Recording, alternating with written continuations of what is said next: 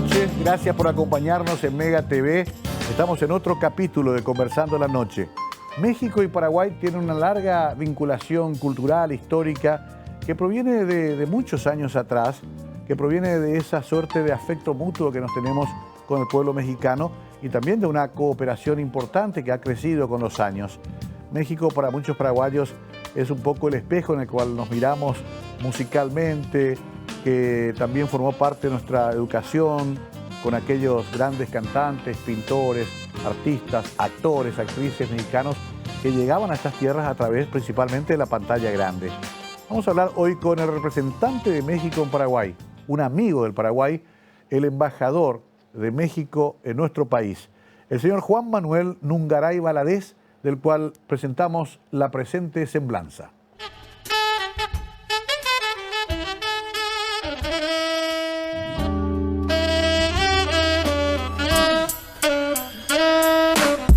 Juan Manuel Nungaray Valadez nació en Nochistlán, Zacatecas, en 1960.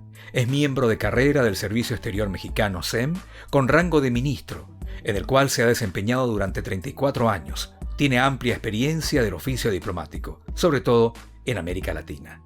Titulado de la carrera de Relaciones Internacionales por la ENEP Aragón UNAM, con especialidad en asuntos económicos. Casado con Ekaterina Ivanova. Tienen 3 hijos. En 1985 inició su carrera diplomática como jefe de departamento en la Dirección General para América Latina y el Caribe, a cargo de países de Sudamérica. Posteriormente, se desempeñó también como jefe de departamento en la Dirección General para Europa Oriental y la Unión Soviética, a cargo de temas soviéticos. Su primera adscripción en el extranjero fue en la Embajada de México en la entonces Unión de Repúblicas Socialistas Soviéticas, en septiembre 1988 a julio 1994, a cargo de asuntos de política exterior. Durante 1994 a 2001 fue jefe de la Cancillería en la Embajada de México en la República de Venezuela. Fungió como encargado de negocios del 30 de julio de 1994 a mayo de 1995. En 2001 al 2005 fue jefe de Cancillería en la Embajada de México en la Federación de Rusia. Durante el 2010 al 2016 fue jefe de Cancillería en la Embajada de México en la República del Ecuador. En 2016 al 2018 se desempeñó como jefe de Cancillería en la Embajada de México en el Estado Plurinacional de Bolivia, a partir del 23 de agosto del año 2018 y hasta el 26 de julio del año 2019. Se desempeñó como encargado de negocios en la Embajada de México en la República Bolivariana de Venezuela. El 27 de julio del año 2019 arribó a Asunción y asumió funciones como embajador de México en Paraguay.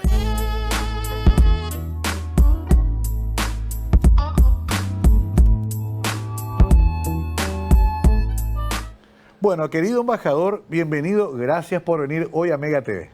Bueno, muchas gracias que Mega TV nos abra las puertas para traer más México a Paraguay. Estamos muy contentos en este país, hermano. Gracias, Mario. Estuve repasando tu carrera y en realidad tenés ya casi 40 años en el mundo de la diplomacia. Todavía no llegas a 40, estás cerca. Sí. Y recorriste mucho. Vamos a comenzar al revés. Comencemos por Paraguay. ¿Cuándo llegás y cómo te fuiste adaptando a nuestro país? Mira, yo llegué en agosto de 2019. Primera vez que venía yo a este país, hermano, a esta tierra guaraní, muy contento. Y bueno, pues la verdad que no fue difícil adaptarme porque aquí la gente pues es un país de población mestiza, muy querendona a México, mucho aprecio, mucha simpatía.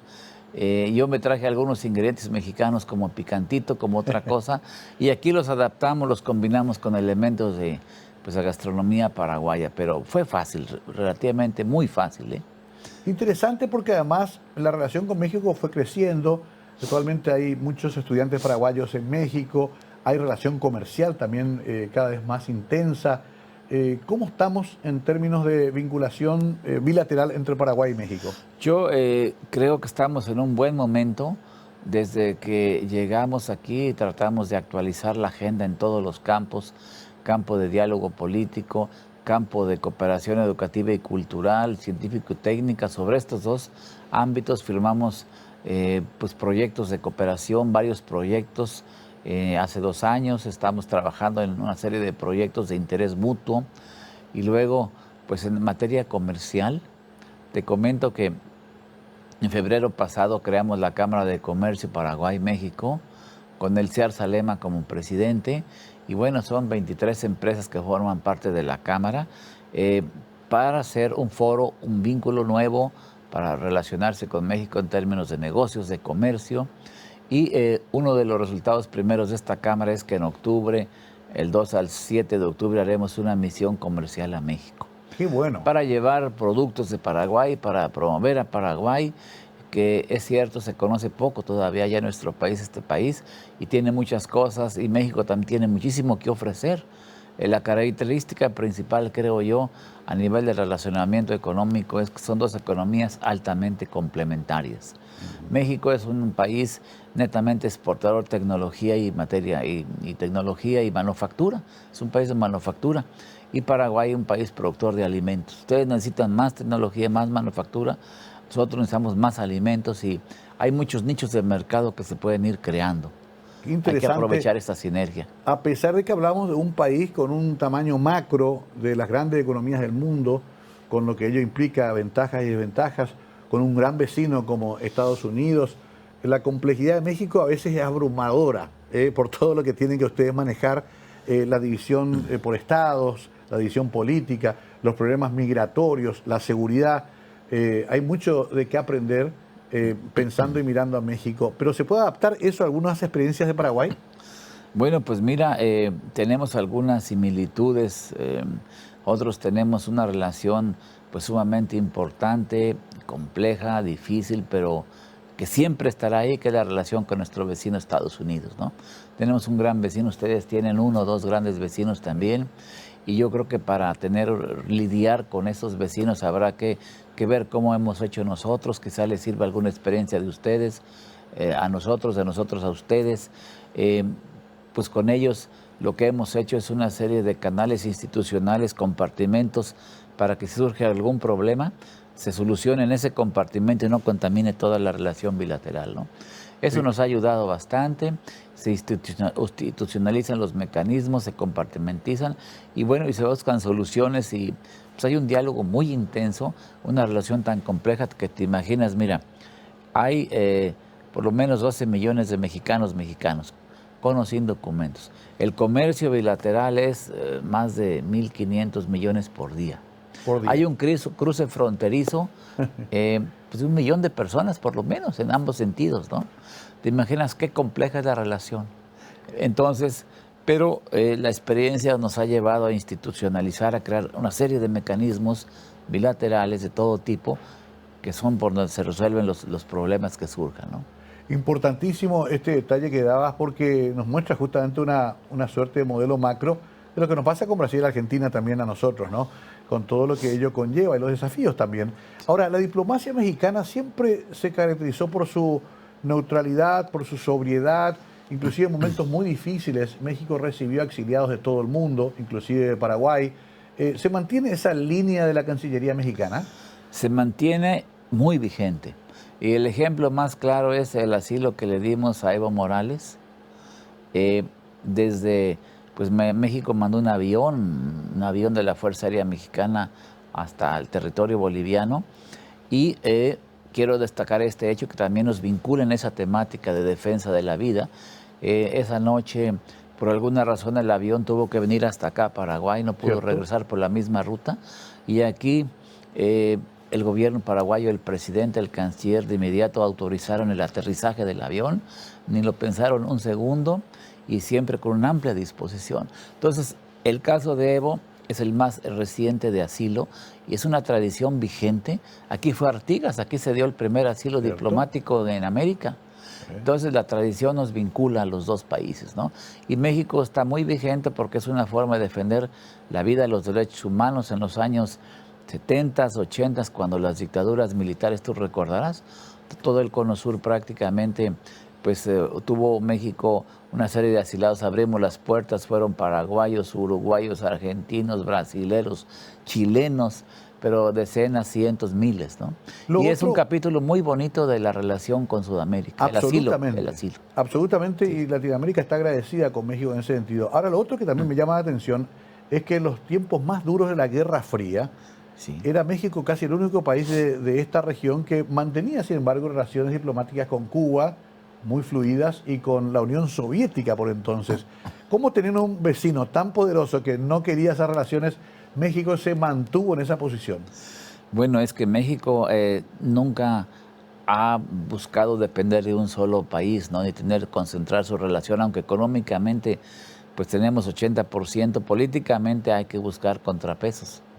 Y entonces, en ese contexto y en el ámbito multilateral y amparado en una diplomacia basada en el derecho internacional, es que logramos sortear todo este tipo de cuestiones de difíciles relaciones con el vecino, con cualquier otro país.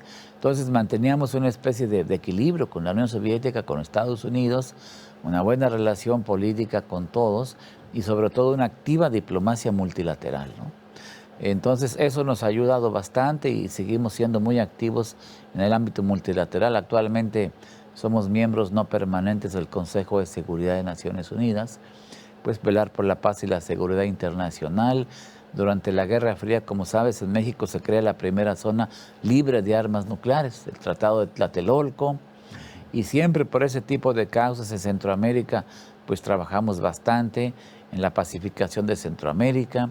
Ahorita estamos trabajando para combatir las causas profundas de que generan la migración en Centroamérica, que son la desigualdad, la inequidad, la pobreza, ¿no? Eso es lo que hay que combatir para resolver de fondo el problema. Tenemos 2 programas de cooperación, Jóvenes Construyendo el Futuro y Sembrando Vida, con los que el gobierno de México coopera con Honduras, con El Salvador, con Guatemala. Vamos a empezar pues trabajando en este tipo de proyectos para generar arraigo en las poblaciones que tienden a emigrar. Arraigo, que se les da capacitación, se les da apoyo para que siembren árboles frutales, maderables, se dediquen al cultivo de la tierra y todo, y tengan un arraigo, ¿no? Entonces la visión de nosotros es combatir las causas profundas que generan eso. También estamos trabajando mucho en combatir el tráfico ilegal de armas. Sí. Hemos entablado un juicio contra 11 empresas estadounidenses fabricantes de armas por el comercio negligente de armas que están haciendo ellos, ¿no? Fíjate, de cada 100 armas, 80 que llegan a México ilegales vienen de Estados Unidos, ¿no? Y todo lo que implica, pues, la inestabilidad, el perjuicio a las instituciones y a la sociedad, ¿no? Qué interesante. Estamos trabajando en múltiples campos, sí, Mario, en esos temas. Entiendo, y de ida y vuelta, ¿no? Me queda un minuto para hacer la primera pausa.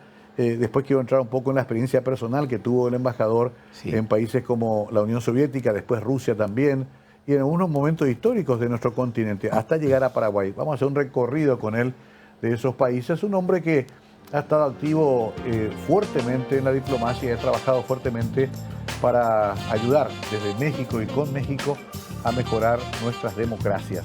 Es bueno que lo tengamos ahora en Paraguay.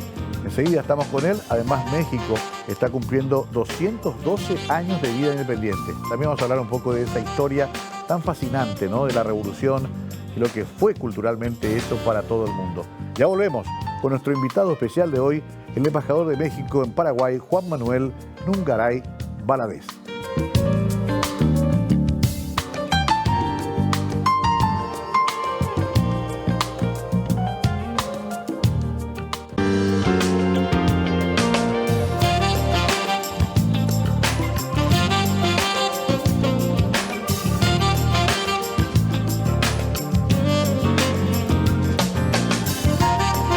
Embajador Juan Manuel Nungaray con nosotros, embajador de México en Paraguay, un país, como decíamos al principio, muy vinculado a toda la historia de nuestro país, sobre todo en términos culturales, en términos hasta de parecidos que tenemos en usos y costumbres.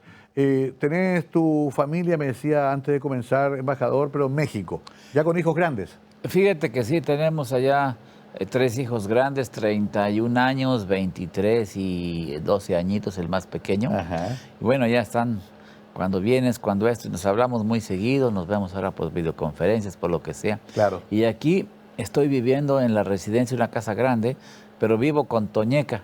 ¿Toñeca? Fíjate que sí. ¿Quién es Toñeca? Sí. Bueno, es mi gatita. Ah, no me asuste, Una embajador. pequeña, bueno, sorpresas, una pequeña gata que llegó y pues yo la adopté, le di de comer, me dio gatito, lo regalé y vive conmigo ahora. Muy simpática, me ayuda a recibir a la gente. Increíble. Y luego en la embajada también tenemos unos gatitos adoptados, somos protectores de los animales, sobre todo de los gatitos. Qué maravilla, y sobre todo porque esta es una tendencia que por suerte modificó mucho el pensamiento de la gente, ¿no? Antes era casi hasta habitual el maltrato animal, ahora ya hay hasta legislación. Creo que es contra muy eso. importante tener conciencia de los animales que son seres vivos como nosotros, ¿verdad? Totalmente. Entonces, pues la Toñaca tiene muchos amigos y llegan y también les doy de comer ahí, bueno, a todos los que llegan, ¿no? Dígame, Sí. embajador, cuando usted llega también se encuentra con un país que tiene mucha afinidad con México. Esto se ha dado generalmente en Latinoamérica, donde se vio a México como una especie de espejo. Ahora se celebra el 212 aniversario de la independencia. ¿Qué pasó ese día, hace 212 años? Bueno, ¿qué pasó? Ahí está la clave, ahí está el detalle, como dijo el Cantinflas, ¿verdad? Mira, era un 15 de septiembre de 1810, los conspiradores fueron descubiertos. Iba a ser en octubre, la detonación de la independencia, del grito, de la guerra, de todo aquello, pero fueron descubiertos y entonces tuvieron que adelantar pues la lucha armada. Entonces llegan a Dolores Hidalgo, le dicen al cura Hidalgo, que es el padre de la patria, lo consideramos así porque él fue el que detonó. Le dicen, miren, pasó esto, vámonos a esconder, vámonos a esto. Dijo él, no, vamos a hacer hoy todo. Y entonces convoca al pueblo con su campana. Ajá. Entonces lo convoca, viene la gente, les pide traigan las armas que tengan y pues hace una especie de grito, pues mueran los gachupines, viva la independencia, rompamos las cadenas, y ese es el tradicional grito porque él con su campana de la iglesia de Dolores Hidalgo, Guanajuato, en el centro de México, da ese grito de libertad. Que se sigue repitiendo cada y que aniversario, ¿no? Cada año se repite, mira, se repite la presidencia de la República, el presidente, y toca el presidente la misma campana que tocó Miguel Hidalgo y Costilla.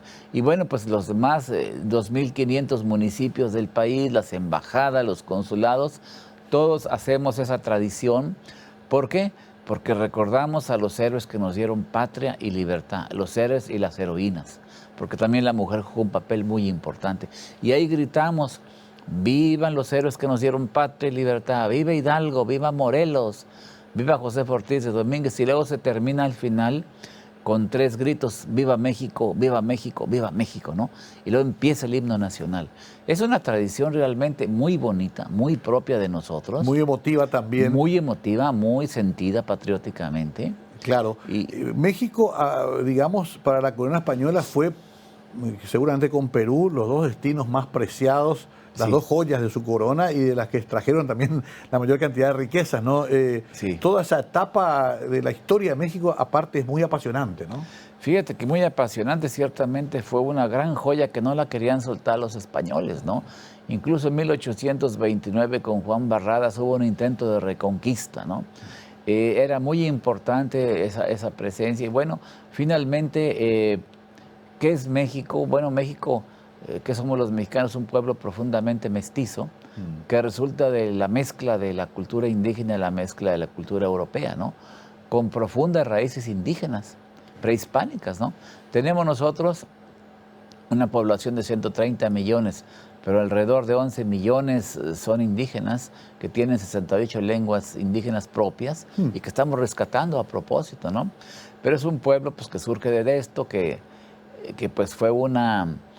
Dice un dicho por allá en México, una placa muy emblemática, no fue triunfo ni derrota, sino la dolorosa mezcla de dos culturas que dieron origen al México de hoy, ¿no? Claro. Entonces, es un poco lo que es México, un país. Qué interesante esa simbiosis o esa amalgama, ¿no? Que acá le llamamos hispano-guaraní, que allá es con esas razas originales. El tema indígena en México siempre fue también un tema difícil, doloroso por momentos, de muchas injusticias. ¿Se pudo ir enderezando ese camino, garantizando mayor justicia social para esos sectores? Mira, es un rezago histórico que tenemos todos los pueblos en América Latina, todos los países. México no es la excepción. decía que tenemos alrededor de 11 millones de personas que han estado históricamente marginados. Ahorita, afortunadamente, con el actual gobierno, estamos rescatando a estos pueblos, haciendo, pues, tratando de hacer justicia para amortiguar las desigualdades y rescatando, dándoles oportunidades. Ese es un proyecto muy importante que tiene el presidente y que estamos trabajando con los 68 pueblos. De manera que pues hay que seguir haciéndolo en toda América Latina. Recuerda que tenemos de 2022 a 33 el Decenio de las Naciones Unidas de las Lenguas Indígenas. Entonces ahí tenemos un punto de coincidencia con Paraguay.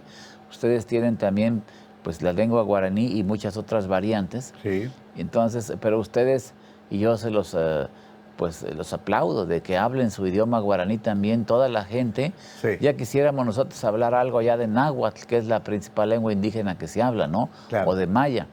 Solamente la hablan los pobladores y pues la demás gente pues no le toma importancia. Y ahora se está rescatando esta tradición.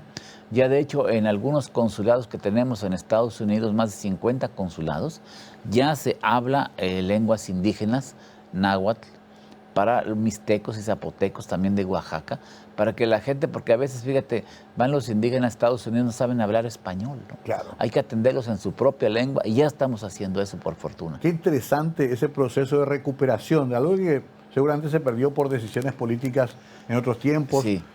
Por dominación de otros sectores de la Sí. sociedad.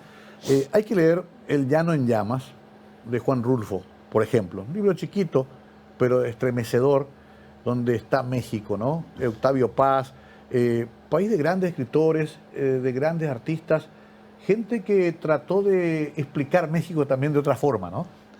Claro, claro, El Llano en Llamas, Pedro Páramo, Sí. de este gran personaje de la literatura mexicana y universal, Juan Rulfo, ¿no? De manera que eso también nos une el tema de la literatura, ¿no? En la embajada tenemos el Centro Cultural Juan Rulfo, que creamos, digamos, el año 2019, lo inauguramos el centro, de manera que la literatura también es un punto de unidad. Y a propósito quiero comentar que estamos trabajando aquí para traer el Fondo de Cultura Económica, Ajá. que es una gran editorial del Estado mexicano que tiene presencia en Ecuador, en Venezuela, en Argentina, en Colombia, en Perú, en España, en Estados Unidos, y vamos a traer esta librería para inaugurarla yo creo que en noviembre en una universidad. Ya les invitaremos en su momento a todo, pero queremos traer pues esta librería para ayudar a fomentar la cultura, la lectura, la coedición y todo esto, ¿no? Estamos trabajando también en la cultura. Con posibilidades también de que nuestros escritores puedan ser leídos en México también, ¿no? Exactamente, sí. Ya, quiero recorrer contigo el mundo. Comencemos por Moscú, Sí. años de la perestroika. Sí. Tu carrera te llevó nada menos que a ese lugar, en ese momento histórico. ¿Cómo fue esa experiencia? Bueno, realmente fue una experiencia única, incomparable, me ayudó muchísimo, pues era un país, digamos, extraño, desconocido, complejo, lo que era la Unión Soviética, un misterio un poco. Y entonces yo llegué a ese país en el año 88, me dijeron a mí, ya lo más interesante ya pasó, pero la bola de nieve apenas venía de verdad, ¿no? Claro. Entonces yo vi con mis propios ojos ese cambio histórico, la disolución del país, la reconstitución. Yo estaba, por ejemplo, cuando en el agosto 19 del 91 hubo un intento de golpe de Estado contra Gorbachov. Recuerdo, que fue al Parlamento. Claro, recuerdas el Parlamento. A la Duma. A la Duma. Sí. Y recuerdas cuando Yeltsin estaba en la torreta de un tanque llamando a defender la democracia, ¿no? Sí. Yo estaba ahí en esa manifestación escuchando. Me acuerdo. Qué historia, ¿no? Yo estaba en televisión presentando esa noticia. Fíjate, y Gorbachov estaba en Crimea, ¿no? En Crimea. Entonces, cuando llega Gorbachov de regreso, que lo rescatan y todo ya, pues Yeltsin se había alzado con toda la popularidad por haber sido el héroe que lo rescató y que rescató la democracia, ¿no? Y entonces, a partir de ahí se acelera la desintegración, concluye pues un 25 de diciembre del año 91, eso yo lo vi, estaba en la televisión, cuando se arría la bandera soviética y se iza la bandera rusa en la Plaza Roja, cuando Yeltsin, pues Gorbachov le entrega a Yeltsin un maletín que lo trae un ayudante, que son las claves nucleares, se lo entrega a Yeltsin, el símbolo del poder nuclear, ¿no? Sí, tú estabas ahí. Yo estaba ¿Qué cargo ahí. ocupabas? Yo estaba, entonces ya era segundo secretario, ¿no? Sí. Todavía no tenía muchas canas y todo, era otro mundo, pero pues la verdad que un proceso histórico. Tuve yo 4 meses antes en el muro de Berlín, antes que cayera el muro, Sí. y todo eso, fíjate, fue un proceso que inició Gorbachov con la perestroika. Perestroika significa renovación, reestructuración del sistema, porque había una crisis económica, el sistema no funcionaba bien, había que renovar las cosas, ¿no? Él no quería cambiarlo, Claro. ni menos destruirlo. Pero ¿qué pasa? Al hacer esos cambios, al abrir cambios económicos y políticos al mismo tiempo, pues bajan a las bases, a la población, y esas asumen en sus manos esos cambios y rebasan al liderazgo, y esto lleva a la disolución de la Unión Soviética, ¿no? Pero ¿por qué se disuelve la Unión Soviética? Un historiador me dijo a mí, bueno, porque podía ocurrir. Pero bueno, más allá de eso, concurren muchos factores, fíjate. Ahí te quiero hacer un punto. En televisión siempre tenemos el problema del tiempo. Sí. A la vuelta quiero entrar directo en ese tema, porque además con el embajador Nungaray pasó algo raro. Pasó toda esa etapa y después de algunos años volvió ya a la Federación Rusa. O sea, conoce muy bien el tema. Pero también quiero irme con él a Venezuela, a Bolivia, a Ecuador. Vamos a ver si nos alcanza el tiempo para tanto recorrido. Un embajador que ha vivido muchísimo, nada más y nada menos que los hechos históricos más importantes de varios países del mundo. Ojalá que tengamos el tiempo para que nos cuente parte, por lo menos, de esa rica experiencia. Ya volvemos después de la pausa.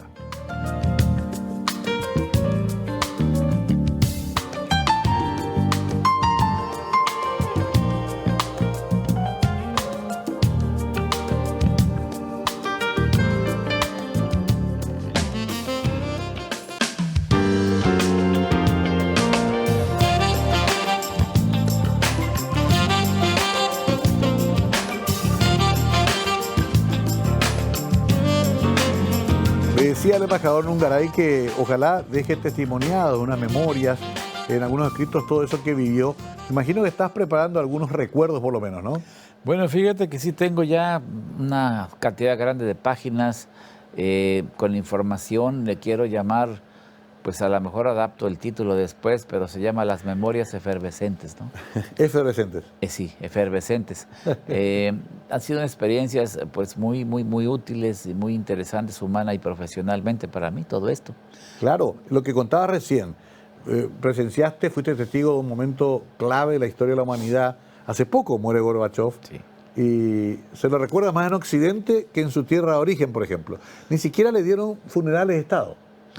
Efectivamente fue complicado porque es un personaje pues histórico que contribuyó mucho a la distensión internacional, al término de la Guerra Fría, a todo ello, pero bueno, pues allá en el país era la evaluación que se hacía de él, pues es complicada. En Occidente sí se le recibió muy bien, halagos, reconocimientos, premios, y allá no, allá casi te decía, pues es una especie de, decían que era candil de la calle y oscuridad de tu casa, ¿no?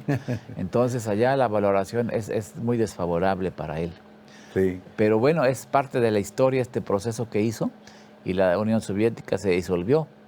Totalmente, eso ya hablamos en los 90. Así es. Ahí te quedás hasta cuándo en lo que era la Unión Soviética. Yo me quedé hasta el 94, bueno, en el 91 se disuelve, y me quedé todavía un poco la transición hacia Rusia hasta el 94.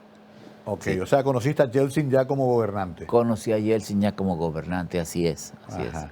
Ya, ¿y cuál fue tu siguiente destino? Bueno, mi siguiente destino, otro país que empezaba a pasar también por la historia, fue Venezuela. Ajá. Venezuela, llegué yo en el 94, 7 años hasta 2001. Conocí el proceso pues de llegada de Hugo Chávez al poder. Lo conocí, de hecho, cuando él andaba en lo que llamaba la travesía por el desierto. Andaba visitando cada pueblo, cada ciudad y platicando con la gente. Ese era su estilo de hacer política, ¿no? Una persona pues muy sencilla, muy amable. Ese era, pues Hugo Chávez pues llegó al poder.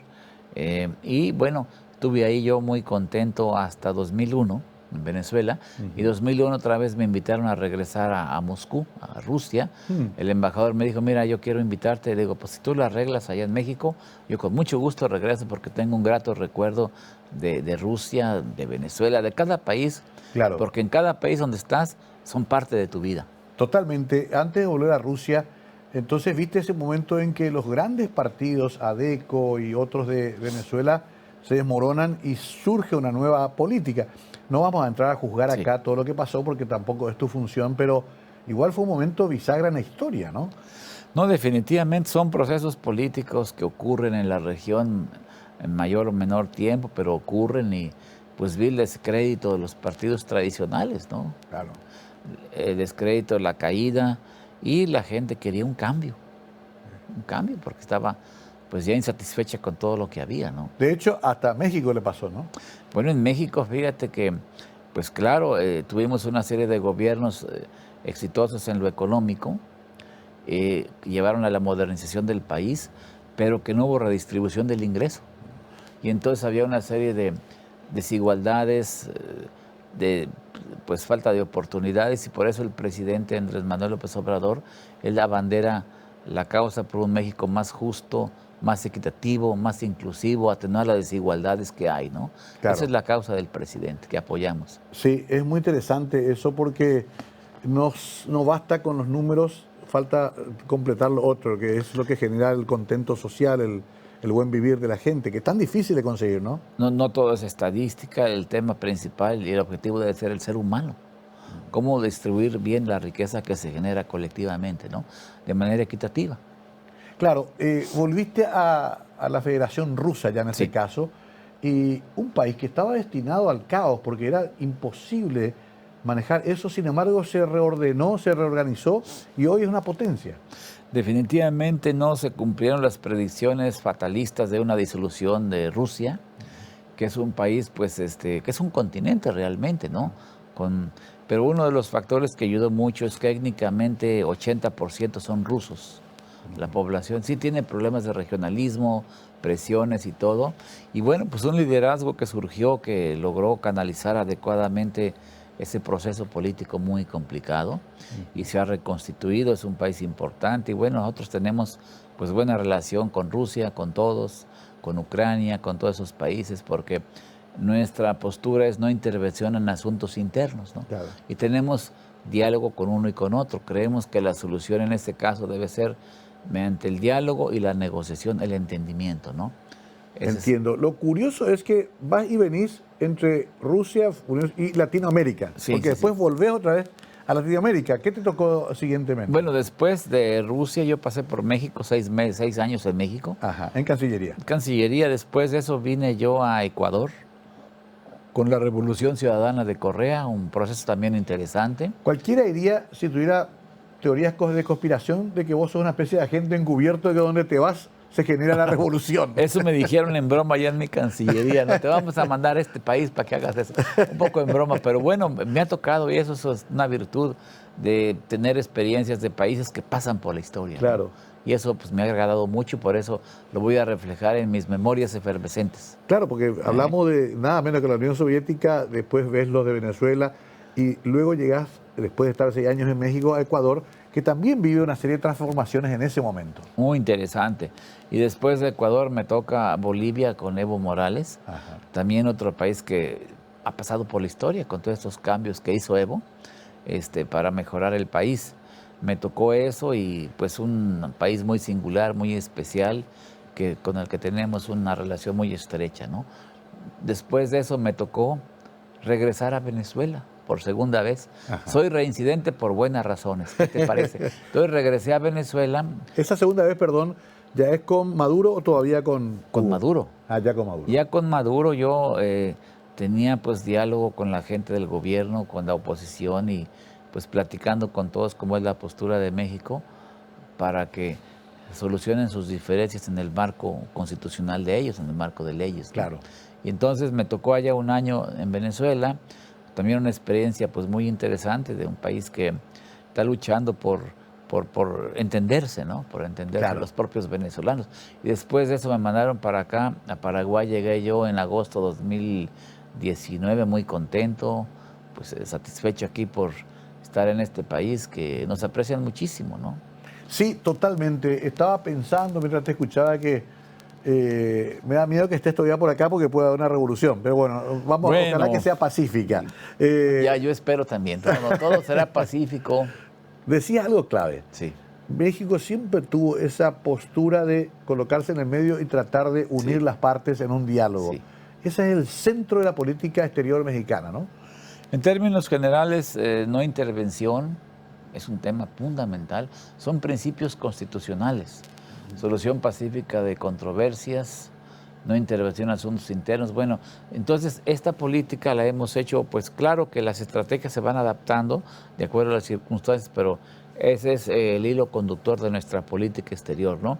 ¿Por qué? Porque somos un país que se basa en el derecho internacional y no somos un país poderoso en armas, ¿no? Nuestra arma principal es el derecho.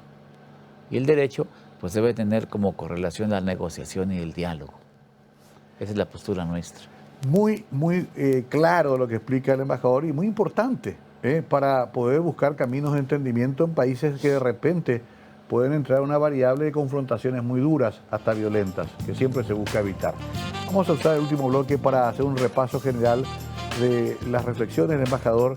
Quiero preguntar un poquito más sobre México, ese gran país, pero ese gran misterio también para muchos por lo lejos que está geográficamente y lo cerca que está en el afecto. A la vuelta a la pausa, la última parte de esta charla con el embajador de México en Paraguay.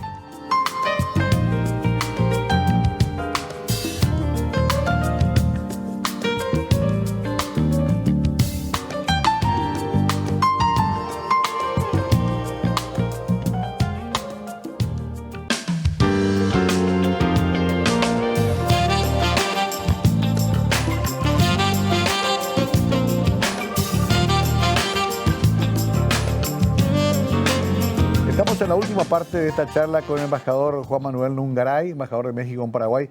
Quiero agradecer al querido amigo Roberto Paredes, que también es muy amigo del embajador y nos hizo el contacto. Tenés muchos amigos ya en Paraguay, embajador, ¿eh? Bueno, más vale tener muchos amigos que ser rico. Solo quiero 1 millón de amigos, dice la canción. Así es la canción, muy cierto. Sí. Claro que sí. Hablemos un poquito de México en sí. Hablamos mucho del mundo, pero México siempre es un gran desafío, un gran misterio. Tema 1, el famoso tema que lastimosamente vende mucho a los medios, que es la inseguridad. ¿Cómo se trabaja? ¿Por qué es tan difícil? Zona norte, el tráfico de personas y de drogas. ¿Cómo está ese tema tan delicado? Bueno, para empezar, ubiquemos a México. México es un punto de cruce hacia el mercado más grande de drogas, que es Estados Unidos. Si la droga llega del sur, pasa por México y pues los migrantes llegan del sur, pasan por México, es inevitable un punto de cruce. Entonces, el tema principal es la cooperación con Estados Unidos, con el sur, sobre combate a esos problemas, crimen transnacional, narcotráfico, migraciones ilegales que llevan gente engañada. Entonces, sobre todo eso, la solución principal y la búsqueda de acuerdos con los países involucrados.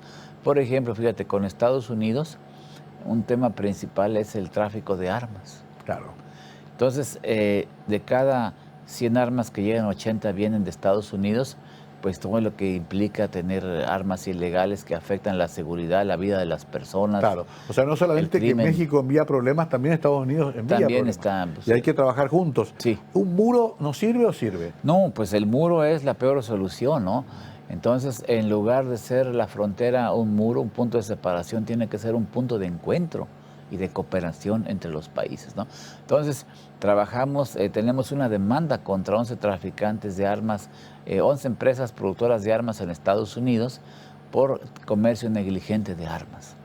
Entonces, es un juicio civil que estamos trabajando muy duro para combatir el tráfico ilegal de armas, comercio negligente. En tema de migración, estamos trabajando con Estados Unidos pues para ayudar a Centroamérica, que es una región expulsora de migrantes, pues para combatir las causas profundas de esta migración, ¿no? Y el tema del narcotráfico, pues igual manera, además de internamente combatirlo, pues cooperando con los demás países vecinos y no vecinos para tener una solución multilateral, porque es un problema multilateral de todos, no solo de nosotros, ¿verdad? Absolutamente, lo acaba de decir el nuevo presidente de Colombia también. Sí. No es un problema solamente de Colombia, es transnacional. Así Se es. demuestra con lo que ha pasado con Paraguay también últimamente. Y el otro tema, usted mencionaba la redistribución de la riqueza. Toda Latinoamérica tiene ese problema. Países muy ricos en recursos naturales, países bendecidos por un clima generalmente benevolente, pero con muy pobre distribución. ¿Cuál es el camino, según su concepto, simplemente Sí. para ir buscando unas sociedades más equitativas? Bueno, pues fíjate, yo creo que hay que trabajar en modelos económicos que tengan más sentido social, ¿no? Si el modelo económico que se ha seguido en los últimos años en México y otros países fueron exitosos económicamente, hubo crecimiento, hubo derrama, hubo todo, pero hubo más concentración del ingreso. ¿Cómo redistribuir mejor el ingreso generado pues de manera colectiva entre el sector trabajo, sector empresarial, entre el capital, la tecnología, pues una mayor participación de los sectores que participan directamente en este proceso? ¿Por qué? Sí, en México, por ejemplo, se creó dinero, se creó riqueza, pero hubo una distribución casi nula, ¿no? Sí. Entonces el presidente se encuentra con esa situación y se impulsa pues mayor apoyo a esos sectores, pero no solo un apoyo coyuntural, sino mejorar el ingreso, el salario, que es lo más importante, ¿no? A través de políticas públicas también apoyar a esos sectores más desfavorecidos. Y bueno, pues lo principal debe ser un replanteamiento del modelo económico, darle sentido social al modelo, porque no son solo cifras y números lo que se busca, sino principalmente los seres humanos, que somos los que trabajamos en todo. México tiene un capitalismo muy activo, muy fuerte, de hecho tiene algunos de los hombres más ricos del mundo, pero también ha elegido a un presidente con una visión más social, digamos, Sí. que despertó inquietud al principio a ciertos sectores, se veía como una amenaza. Sin embargo, ha logrado convivir con ese otro México también tan fuerte en materia económica.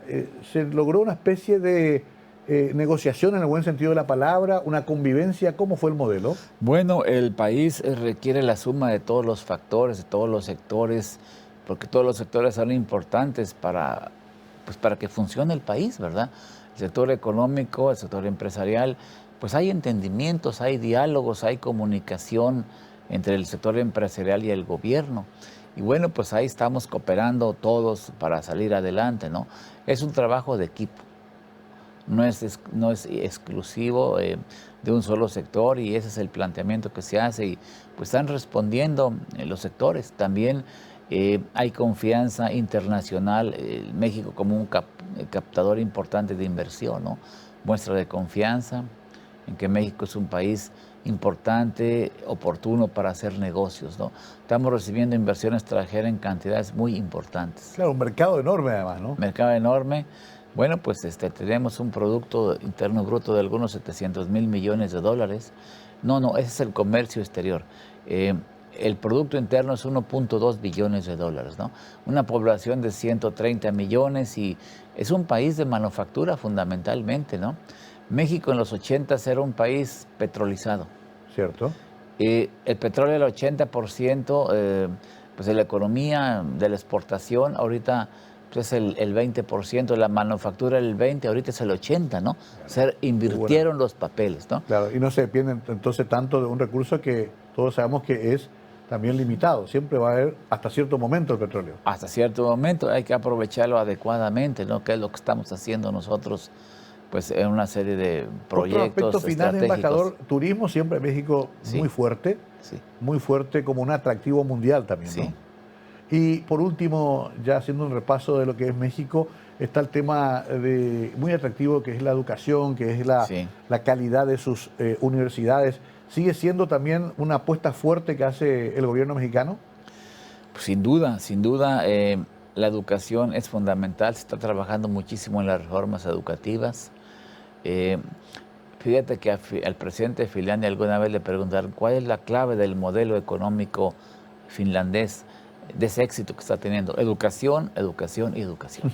Claro. Entonces hay que trabajar mucho, y mira, hay que adecuar la educación a las necesidades del mercado. Hay universidades que dan muchas carreras y que luego la gente no encuentra trabajo, y requerimos en nuestros países muchos técnicos bien preparados. Entonces faltan técnicos, falta personal, llega la inversión extranjera, no hay técnicos adecuados, ¿no? Entonces hay que hacer ese link, ese match, porque muchas veces no existe. Tenemos que readecuar las cosas al mercado, ¿no? Ahora el concepto de nearshoring, que está pues, de moda, pues replantea una relocalización de las empresas, de los recursos, de las inversiones, ¿no? para que la producción esté más cerca de donde va a abastecer a ese producto, ¿no? Entonces, esto crea oportunidades para América Latina, cómo puede aprovecharlas Paraguay, México, a esta relocalización de empresas, ¿no? Y aquí Paraguay es una plataforma interesante para esto, tiene oportunidades interesantes que hay que ver. Absolutamente. Y este viaje que se va a hacer ahora, en octubre, de esta delegación de empresarios paraguayos es muy importante. A propósito, hicieron el festejo en estos días de los 212 años, me imagino que siempre con la ayuda de muchas empresas, sobre todo empresas mexicanas o importadoras de productos mexicanos. ¿Quiénes estuvieron ayudando para esa hermosa fiesta? Sí, mira, interesante. Realmente sin este patrocinio de las empresas no podríamos hacer esta celebración. Primero está Hierro-Par, sí. Está Bimbo, nuestra panificadora aquí, ¿cierto? Estrella. Que disfrutamos mucho de su producto. Disfrutamos mucho. Está Cervepar, está Coca-Cola, están los restaurantes La Mexicana y Taquería Maya. Todos ellos, de veras, mi agradecimiento, porque sin eso no podríamos hacer esta celebración, esta conmemoración. Pasamos muy bien y disfrutamos mucho de esos y otros productos mexicanos. Con los mexicanos todo bien hasta que nos encontramos en fútbol. La última vez les ganamos después de mucho tiempo, por fin, y justo se están preparando para ir al Mundial. Ellos, nosotros nos quedamos. En realidad tenemos muchas cosas en común y hablar con un representante del Estado mexicano para nosotros es un privilegio. Embajador, por último, también tus aspiraciones. ¿Te ves como en la etapa concluyente de tu carrera? ¿Todavía hay más embajador o diplomático por delante? Pues mira, yo tengo mucho entusiasmo, seguir trabajando. Nos dan la oportunidad de trabajar hasta los 70 años, tengo 62 y bueno, me siento bien y con muchas ganas de seguir. Ah, bueno, tienen hasta por lo los pronto 70. Aquí estoy muy contento en Paraguay, que me dejes más tiempo, sí. Qué bueno. Claro que sí. Y qué bueno que diga, es un embajador que quiera quedarse más tiempo. Nos ha pasado más de una vez. También ya en la parte final de esta charla, embajador, un poco tu visión, sin por supuesto hacer ningún tipo de evaluación desde el punto de vista político, pero tu visión de la situación del Paraguay. ¿Cómo ves a nuestro país con los grandes desafíos que nos esperan próximamente? Bueno, pues yo creo que es un país, repito, de oportunidades, que los mismos paraguayos deciden por dónde va a caminar el país, ¿no? Una elección que va a haber importante, serán ustedes quienes definan, les deseo mucho éxito, pues todo por el caos de las instituciones, de las leyes y todo. Estoy seguro que así será, de manera que yo quiero estar aquí y creo que estaré presente para tener esta experiencia de este país que está en proceso de continuar, de actualizaciones, de reinserción mayor en la economía internacional, porque es una plataforma muy interesante del Paraguay para exportar, para producir más manufactura. Requiere el país una mayor reindustrialización. Tiene oportunidades interesantes con tanta energía eléctrica, ¿verdad? Entonces, impulsar todo ese tipo de empresas de consumo intensivo de energía. ¿Has recorrido un poco el país? Bueno, sí, fíjate que ya conozco el Chaco, conozco el norte del país. Allá tenemos los menonitas en San Pedro, en Canindiyú. Que son mexicanos. Que son mexicanos, vinieron en los 50, 60, 70. También he estado en Villarrica, Valenzuela, Encarnación, Concepción, Ciudad del Este, desde luego. Y bueno, pues mi aspiración es conocer la mayor parte del país. Seguiremos viajando y conociendo y trabajando, sobre todo con mucho encanto, con mucha emoción. Juan Manuel Nungaray Valadez, embajador mexicano, encariñado con Paraguay, sinceramente, y participando activamente de su vida social, económica, política, cultural, para tratar de ayudar también desde su posición a nuestro país. Quiero agradecerte mucho, Juan Manuel, por esta presencia. Sé que fue un esfuerzo entre todas tus cosas venir, pero la valoramos mucho por el cariño que sentimos hacia México. Bueno, pues Mario, muchas gracias, que nos abrieron la puerta, estamos a la orden y pues muchos éxitos también. Gracias, embajador. Así hablábamos con Juan Manuel Nungaray Valadez, un hombre que ha recorrido el mundo, que ha sido testigo de hechos históricos en toda su carrera diplomática, pero que también hemos tenido la suerte que venga justamente a Paraguay en esta etapa de esa carrera. Seguramente todavía la vida le reserva muchas cosas más interesantes en lo que le quede de trabajo profesional y también de existencia misma. Juan Manuel, gracias a México, felicidades por el aniversario. Nosotros nos vamos, gracias a usted fundamentalmente que nos acompaña todas las noches. Esto fue Conversando la Noche por Mega TV.